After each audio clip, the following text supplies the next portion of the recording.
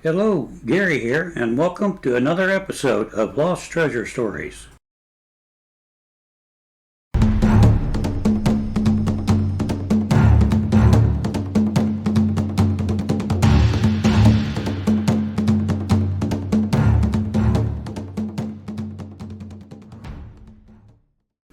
Okay, this is a special edition of Lost Treasure Stories. This episode is all about lost treasure already found. Here's our first story.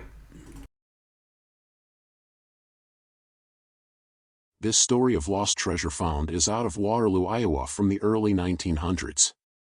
According to the Waterloo Times-Tribune, Mrs. M.J. Harvey, residing near Clarksville, while digging in the garden, unearthed an old wash boiler which contained about $100,000 in gold coins.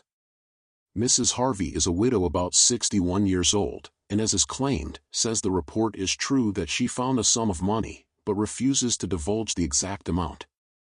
The farm where she resides was formerly the home of an eccentric old bachelor who is said to have buried his money instead of placing it in banks.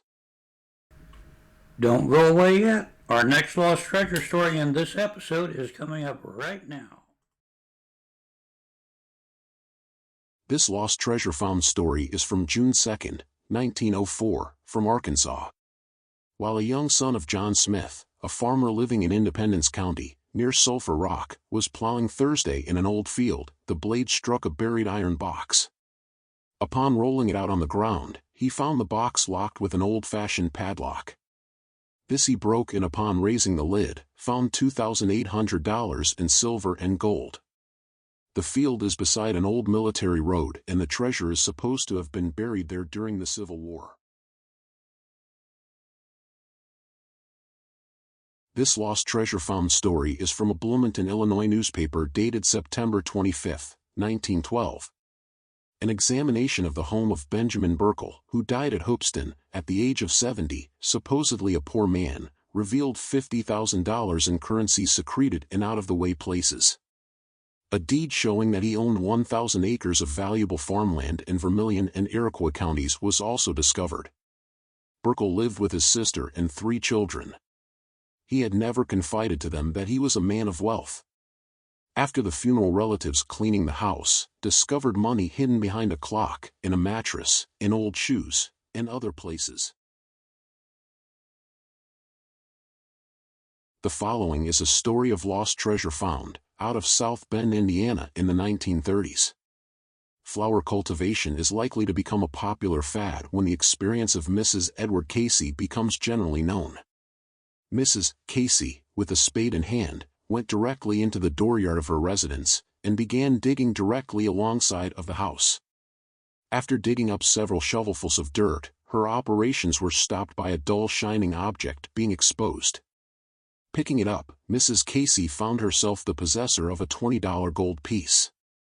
Thus stimulated, she began digging anew, and in a few minutes uncovered a rusty can, bulging apart, containing gold pieces amounting to $1,140.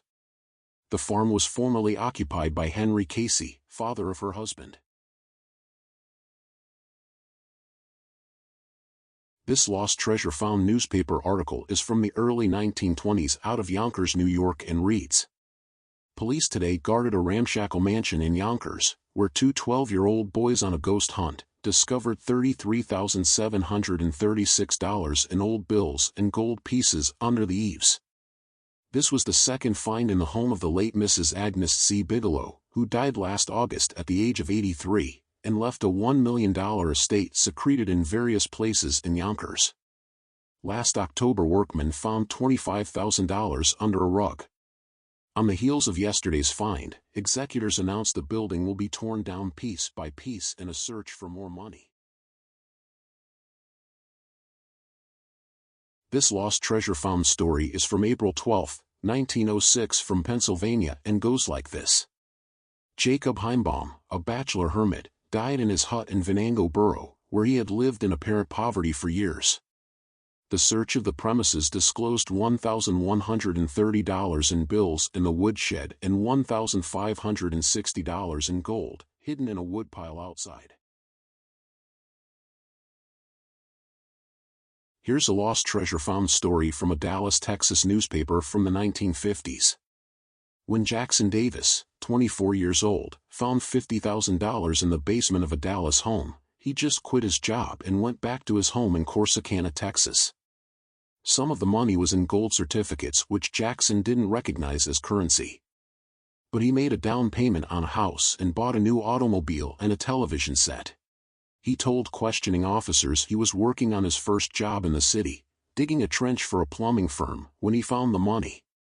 He was dazed to learn he had been charged with theft, police said. He gave them the old thermos bottle in which he found the money, and more than $43,000 remained unspent. After 8 days in jail, Davis, a Negro, was released yesterday at the request of the owner of the house, whom police did not identify. The owner said the money apparently was buried during the Depression by a relative who died more than 20 years ago without revealing the presence of the cash. Jackson's discovery first came to light when he told 2 Corsicana reporters about it. This lost treasure found story is from a newspaper article of the 1940s out of New Hope, Maryland, and reads, "Running a sawmill sometimes pays." It certainly paid Peter Beauchamp, of New Hope, Maryland. While he was sawing a large cypress log, the other day, the saw struck something that broke it. Investigation brought forth an old tin box 4 inches wide and 8 inches broad. It had been neatly laid away in a cavity, over which a sap fiber had grown, 4 inches thick. The box was full of gold pieces from $1 to $20 in value, which are supposed to have been hidden by Levi Spencer, a miser who lived in the neighborhood before the war. Mr. Beauchamp can well afford to replace the broken saw.